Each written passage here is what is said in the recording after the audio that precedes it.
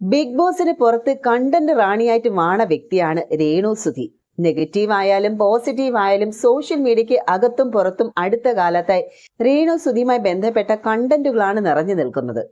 എന്ത് കണ്ടന്റ് എവിടെ എവിടെ കൊടുക്കണം എന്നത് കൃത്യമായിട്ട് അറിയാവുന്ന താരം കൂടിയാണ് രേണു സുധി.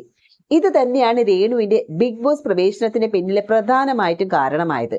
ബിഗ് ബോസിൽ എത്തിയപ്പോഴും രേണു സുധിയുടെ ഭാഗത്തു നിന്ന് ഇഷ്ടം പോലെ കണ്ടന്റുകളാണ് ചുരുക്കം ദിവസങ്ങൾക്കുള്ളിൽ തന്നെ കിട്ടിയത്. ഇതിൽ ഏറ്റവും അധികം ചർച്ചാ വിഷയമായത് അക്ബർ രേണു സുധിയെ സെപ്റ്റിക് ടാങ്ക് എന്ന് വിശേഷിപ്പിച്ചതായിരുന്നു. ഈ വിഷയത്തിൽ പിടിച്ചുകൊണ്ട് പരമാവധി കണ്ടന്റ് ഉണ്ടാക്കാനും രേണു സുധി ശ്രമിക്കുന്നുണ്ട്. ഒരു വിധവ, സിംഗിൾ മദർ തുടങ്ങിയ പോയിന്റുകളെല്ലാം രേണു എടുത്തിടുന്നുമുണ്ട്.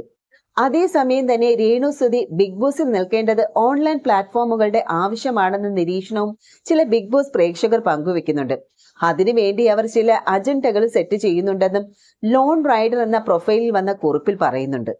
മലയാള ബിഗ് ബോസിൽ നടക്കുന്ന കളികളെക്കാളും വലുതാണ് പുറത്ത് ഓൺലൈൻ മീഡിയ എന്ന് പറഞ്ഞു നടക്കുന്ന കുറേ എണ്ണം. സിനിമാ നടന്മാരും നടിമാരുമാണ് അവരുടെ പ്രധാന കോണ്ടന്റ്. പക്ഷെ അത് എപ്പോഴും ലഭിക്കില്ല. അങ്ങനെയുള്ളപ്പോൾ ഫില്ലേഴ്സ് വേണം. മെയിൻ കോണ്ടന്റ് ലഭിക്കാത്ത അവസരത്തിൽ ഇടാൻ വേണ്ടിയിട്ടുള്ള വ്യൂ കിട്ടുന്ന കോണ്ടന്റ്, അതാണ് അലിൻ ജോസ്, ആറാട്ടണ്ണൻ, രേണു സുധി എന്നിങ്ങനെയുള്ള കോമാളി കഥാപാത്രങ്ങൾ. അവരുടെ കോമാളിത്തരം കാണാനും ആളുണ്ട്. എന്ത് തേങ്ങയാണ് ഇവർ കാണിക്കുന്നതെന്ന് പറയാൻ ആളുകൾ അത് കാണും. പറഞ്ഞു വന്നത്, അങ്ങനെയുള്ള രേണു സുധി, ഓൺലൈൻ മീഡിയയ്ക്ക് കോണ്ടന്റ് കൊടുക്കുന്ന രേണു സുധി ബിഗ് ബോസിൽ നിൽക്കുന്നത് അവരുടെ ആവശ്യമാണ്. രേണുവിന്റെ മാർക്കറ്റ് കയറുന്നത് അവർ പുറത്തു വന്നതിന് ശേഷം ഇവർ മുതലെടുക്കും. അതുകൊണ്ട് ഒരു സഹതാപ തരംഗം ഉണ്ടാക്കിയെടുക്കുക എന്നതാണ് ഇവരുടെ അജണ്ട.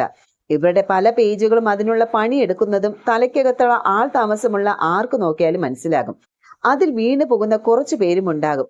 അക്ബർ ടാസ്കിൽ വാക്ക് പറഞ്ഞു, ഉമ്മായെ പിടിച്ചു മാപ്പ് പറഞ്ഞു. പക്ഷേ രേണു സുധി അത് സ്വീകരിക്കാതെ കണ്ടന്റ് ആക്കുന്നതാണ് നമ്മൾ കാണുന്നത്. സ്ത്രീത്വത്തെ അപമാനിച്ചു എന്ന് പറയുന്നത്, വിധവയെ അപമാനിച്ചു എന്ന് പറയുന്നത് എന്ത് ഗെയിമാണ്? മാപ്പ് പറഞ്ഞു തീർക്കാൻ പറ്റുന്ന വിക്ടിം കാർഡിലേക്കും എത്തിച്ചു. ഇതേസമയം ആദില നൂറ അനീഷിനെ അപ്പി എന്ന് വിളിച്ചത് പുരുഷത്വത്തെ അപമാനിക്കലാകുന്നില്ല എന്നതും അക്ബറിനെ തിരിച്ചു വേട്ടപ്പട്ടി എന്ന് വിളിച്ചതും ചർച്ചയാകുന്നില്ല എന്നതും ശ്രദ്ധേയമാണ്.